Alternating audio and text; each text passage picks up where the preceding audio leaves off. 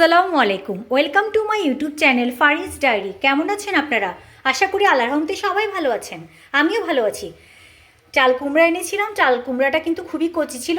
ভাবলাম আমি খোসাটা একটু আলু দিয়ে ভাজি করে ফেলি। কচি না হলে কিন্তু খোসাটা খাওয়া যায় না, তাই আমি খুব ছোট ছোট করে পিস করেছি, কুচি কুচি করে নিয়েছি। আলু কিন্তু কুচি কুচি করে নিয়েছি।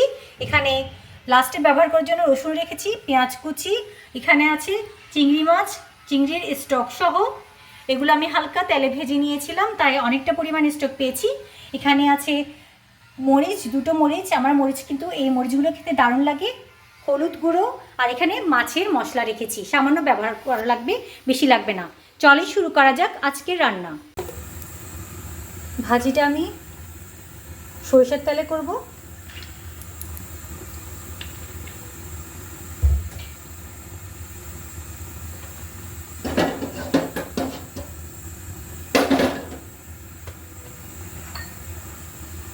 পেঁয়াজ কুচি দিয়ে দিলাম।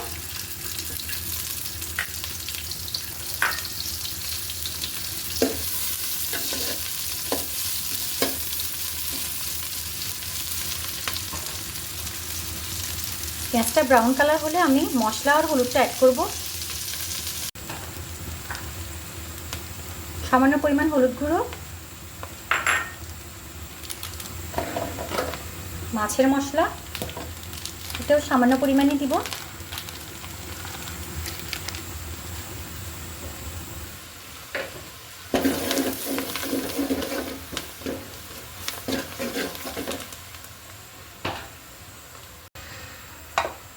এই পর্যায়ে কিন্তু আমি খোসা কুচিটা অ্যাড করে দিচ্ছি।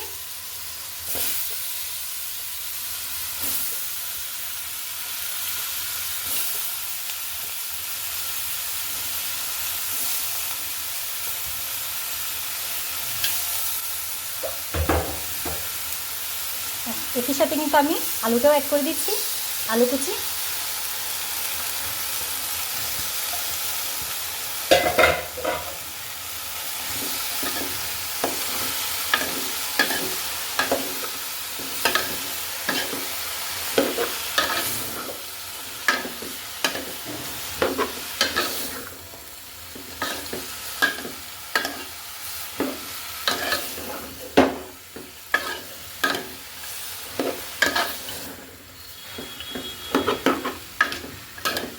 কম আছে কিছুক্ষণ কিন্তু আমি এটা মশলার সাথে আলু আর খোসা কুচি কষিয়ে নিব।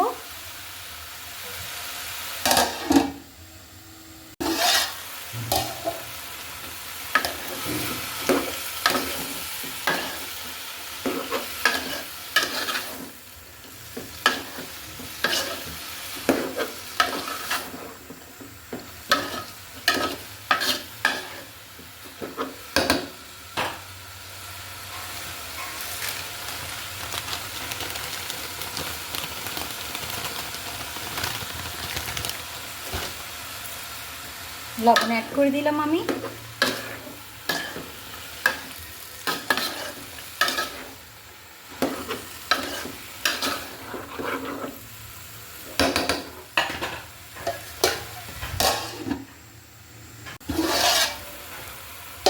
অফ ক্যামেরায় কিন্তু আমি অনেকবার নেড়ে চেড়ে দিয়েছি। এই পর্যায়ে আমি চিংড়ি আর চিংড়ির স্টক সহ চিংড়িগুলো দিয়ে দিলাম।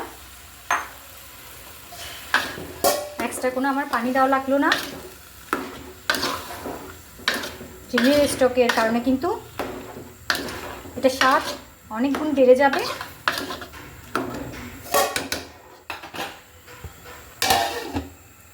কম আঁচে কিন্তু রান্নাটা করতে হবে।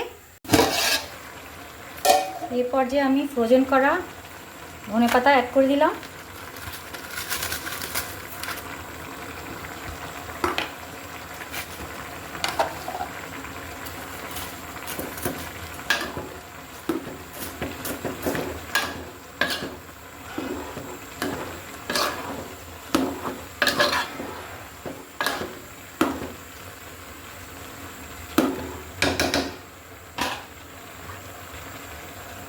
এই মরিচগুলো দিয়ে দিলাম। এগুলো যেহেতু ঝাল, তাই আমি আর কাঁচামরিচ ইউজ করলাম না। আর মাছের মশলায় কিন্তু মরিচ থাকে,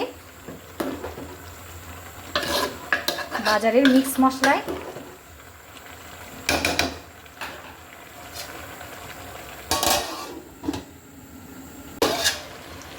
ক্যামেরায় কিন্তু আমি অনেকবার নেড়ে চেড়ে দিয়েছি, আমার এটা কিন্তু হয়ে গিয়েছে।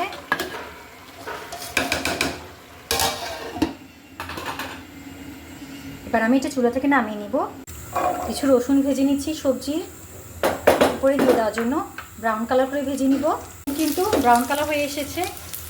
এবার আমি কয়েকটা শুকনো মরিচ আর তেজপাতা, এগুলো কিন্তু লাস্ট পর্যায়ে দিতে হবে। একটু ব্রাউন কালার হয়ে আসার পর তাহলে কিন্তু অন্য কিছুগুলো মরিচ আর তেজপাতা কিন্তু পুড়ে যাবে। হয়ে গেল। এবার এগুলো আমি সুন্দর করে আমার সবজিটার মধ্যে ছড়িয়ে দিব। চুলাটা বন্ধ করে দিলাম।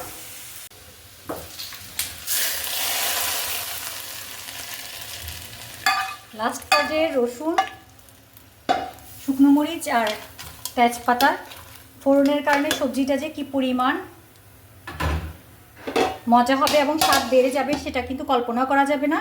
এখন কিন্তু চুলাটা অফ আছে, এভাবে কিছুক্ষণ রেখে দিতে হবে, এই স্মেলটা যেন পুরো সবজিতে চলে আসে। সবজি কিন্তু সুন্দর করে একটা বাটিতে সাজিয়ে নিয়েছি। শেষ পর্যায়ে বাগারটা কিন্তু দিতে ভুলবেন না। আর ফেলে দেওয়া সবজির খোসা যদি কচি হয়ে থাকে, এটা দিয়ে কিন্তু ট্রাই করে দেখতে পারেন, খুব কুচি কুচি করে কেটে আলুর সাথে কিন্তু যদি এভাবে করে তৈরি করা হয় দারুণ লাগে। তো সবাই ভালো থাকবেন, সুস্থ থাকবেন। আল্লাহ হাফিজ, আসসালামু আলাইকুম।